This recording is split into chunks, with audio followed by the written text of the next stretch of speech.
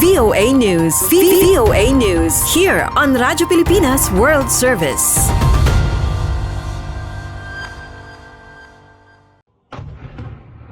Moscow this week suffered the biggest Ukrainian drone attack since the start of the war, leaving at least 3 dead and 17 injured. Many Muscovites are trying to ignore the war, but many also hope that negotiations between the Kremlin and the new U.S. administration will soon bring a peace that Russians consider a victory. Officials say the goal is international recognition of the new borders that the Russian army has obtained by force. It is clear that there will be a bilateral settlement between us and Kyiv.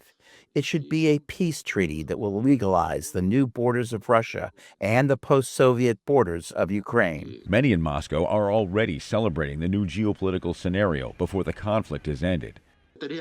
This is a real victory. You can open champagne. Also, it cannot be lost. Russia must continue the offensive because no one canceled the ambitions of the United States. Yes, they are afraid of us, but it does not mean that they abandoned their idea of a world empire. After more than 3 years of war, independent media outlet Media Zona counts more than 95,000 Russian casualties. But these losses are not stopping the Kremlin from carrying on with the war. In a meeting with wives and mothers of deceased soldiers, Russian President Vladimir Putin said there would be no concessions. We are not going to do that. We must choose for ourselves a version of the world that would suit us and that would ensure peace for our country for a long historical perspective.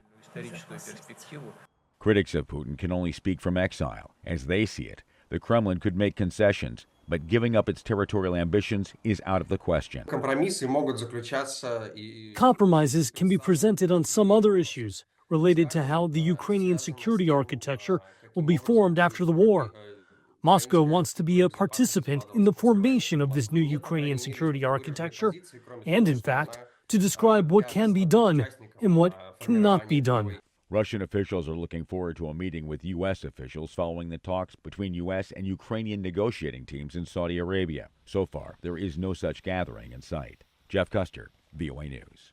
VOA News. VOA News. Here on Radyo Pilipinas World Service.